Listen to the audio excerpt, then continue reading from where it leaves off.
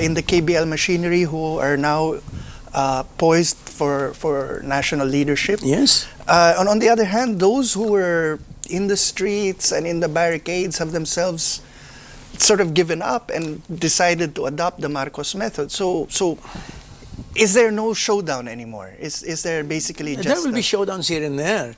But if you're thinking of one critical showdown that will spell the difference between us becoming the nation that we've always dreamed about, I don't know about that.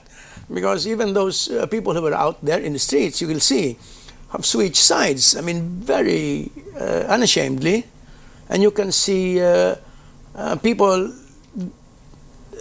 getting into the most incredible couples going into a political bed lately. So I don't know whether we'll ever get there as we dream we would.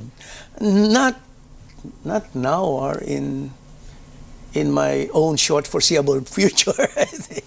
Well, because what the debate also in terms of every time anyone wants to bring up 86 and so forth is that, well, precisely because those were extreme and unique conditions, that therefore they don't really have much to teach us today, particularly in Marcos had forestalled elections, and therefore now we have regular elections. Yes. So is there any value at all in... There is one thing about 1986 that certainly worked. It's a critical mass going out there, representing and claiming to represent the whole nation, and being allowed by the nation itself, possibly to be represented, and taking power, or helping the champion take power. That is something. But whether you can collect a force such as that again at this time, I don't know. We have been, I think that attempts have been made through these years to collect precisely that sort of force, and they have all failed. So I don't know. I think if you ask younger people today, even the not so young, either they don't know, they're ignorant of, or they prefer not to know about, or they have forgotten everything about people power.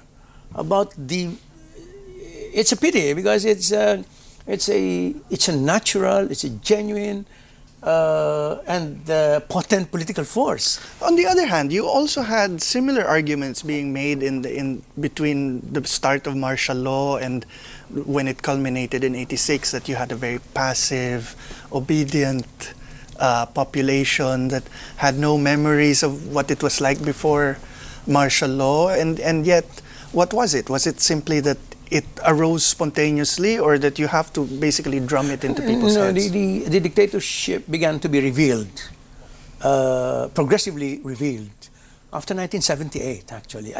If I were to fix a point where all this began, I'd say 1978. When people started, not only here but everywhere else, to expose the ruthlessness and the plunder of the dictatorship. But having seen all of that, and again, this brings us over the debates over the past decade, which is every time someone says, well, it's vaguely reminiscent of martial law, there will always be someone from the era saying, it's not as bad, and therefore no comparison. Well, I don't know. I think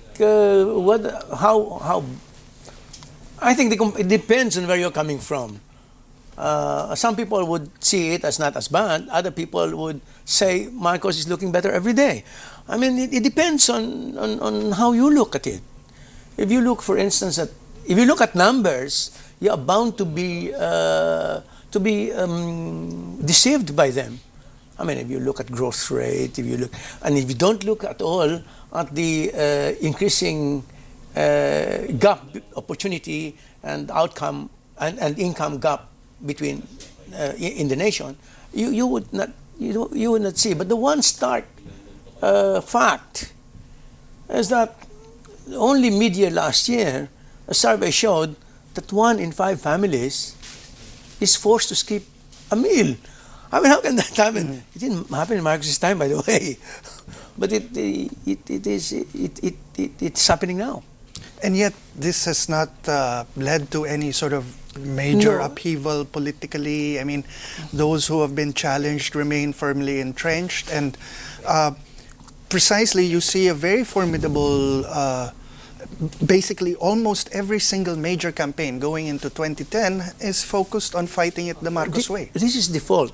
The nation has not been taught well, and therefore has not learned well. You ask anyone about contemporary history. It's contemporary history. It's something that it's a history that goes back even after the war, and they know nothing. And if you look at books today, I have been looking at precisely at things that have been set down about all this, and I see biased chronicles, and I see even ridiculous ones. I mean, how can you now expect a young person, one precisely who may be genuinely interested in knowing his or her history, so that she or may be genuinely wishing to become a useful member of the society? What can he or she learn from these things? Nothing. So it begins with inquiry and at least asking the basic questions of what happened. What you're doing is something that we need to do, because look. I happen to have been to have just finished a book on Chino Roses, a biography, meaning the man. I put the man in his milieu. And it is also a memoir to a certain extent, because I have had my own relationship with him. And I found nothing enough set down. But of course, Chino was that kind of man. I mean, he didn't have to be able to get followed, a clear grasp yes, of what was going of on. The milieu, of the milieu. Okay, so we have to revisit. nothing Well, at we'll all. have to leave it there. But thank you for being with us, Vergel. And My I'm Manolo pleasure. Quezon, and this has been The Explainer.